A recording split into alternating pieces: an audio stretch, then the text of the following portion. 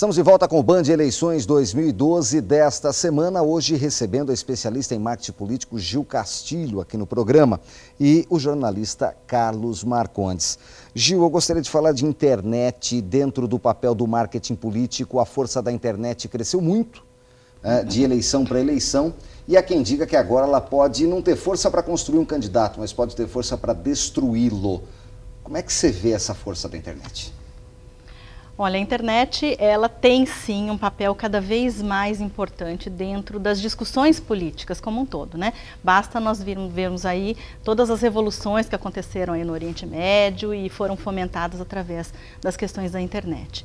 No processo eleitoral brasileiro, eu diria o seguinte: em primeiro lugar, que como a nossa lei eleitoral é uma lei que foi reacionária até 2010, né? Só a partir de 2010 que nós pudemos utilizar e com mais liberdade as ferramentas digitais, nós ainda estamos aprendendo enquanto fazemos, né? Existe uma frase de uma escritora, blogueira chamada Rosana Herrmann, que eu gosto muito, que ela diz o seguinte, que nós somos todos analfabetos funcionais nessa área. Nós todos estamos aprendendo a construir os nossos relacionamentos em rede e nas candidaturas, logicamente, o nosso maior exemplo é Barack Obama nos Estados Unidos. Isso ainda no Brasil é um pouco distante da nossa realidade, mas existe sim já uma maneira própria brasileira de se trabalhar a internet. E eu concordo com você quando você fala que a questão da desconstrução das imagens através da internet, ela é algo preocupante, é algo importante de qualquer candidato levar em consideração. Até por conta dos fakes das mídias sociais que aí estão, e você nunca sabe quem está atrás daquele retratinho, né? Exatamente. Inclusive, o candidato que hoje acha que ele pode ter uma equipe amadora cuidando dos seus perfis nas redes sociais está com problema. Existem várias ferramentas hoje que permitem um monitoramento rápido e constante, e é lógico que vale o monitoramento aí de crise, porque muitas vezes os fakes vão colocar mentiras, vão colocar inverdades ou até verdades, mas é importante sim que se tenha uma discussão saudável através das redes sociais. Sem dúvida nenhuma, as redes sociais hoje têm uma importância muito grande e me faz lembrar o seguinte: em cada momento, em cada época, surge uma coisa que pode induzir o eleitor a erro. Uhum. Por exemplo, o maior marqueteiro, um dos maiores, que eu me lembro, marqueteiro como força de expressão, no caso, foi Jânio Quadros. Ele, suplente de vereador na capital de São Paulo, em função da suspensão das atividades do Partido Comunista, assumiu a Câmara, né? Não foi eleito vereador. E com aquela história do paletó preto, com caspa em cima do paletó, que aquilo a população gostava, pegava bem, entre aspas, né? Como se diz aí popularmente, ele chegou à presidência da República, né? O que fizeram com o Collor, então eu acho que é uma grande diferença entre o marketing, a senhora com seu trabalho sério, como a gente sabe, daquele que na verdade pratica propaganda enganosa, né? Pegar um Collor, revesti-lo com toda, já que ele tinha condição para enganar, vamos dizer assim, ficou mais do que provado. Eu acho que isso é muito delicado e o povo brasileiro tem pago um preço muito alto por isso, né?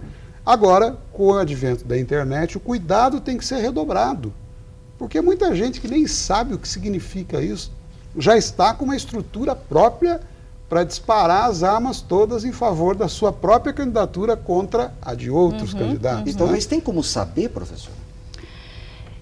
Tem sim. Na verdade é o seguinte, nada existe no mundo online que já não exista no mundo offline, né?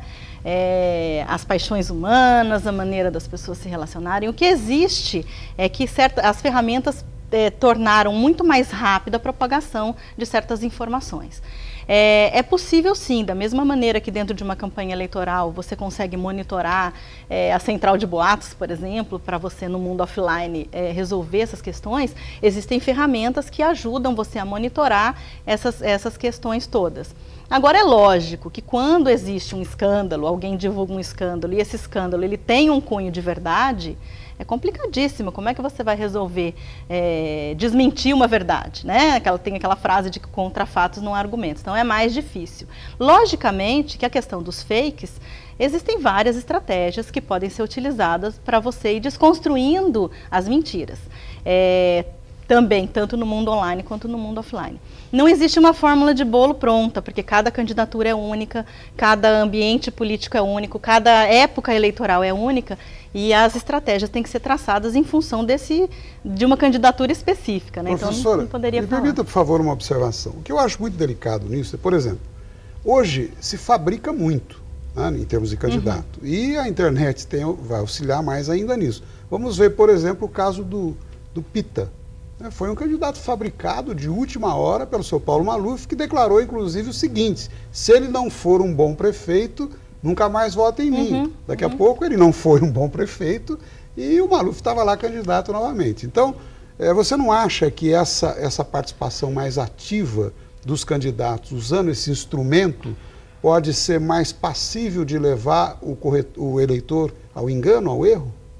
Eu acredito muito no seguinte, né? Primeiro a questão do Pita. Lembra que nós falamos sobre que o marketing político ele não consegue construir, fabricar, né? Ele pode até momentaneamente iludir, mas o que aconteceu é que a administração Pita foi um desastre, repleta de escândalos, houve uma série de problemas. Aí a questão do Paulo Maluf.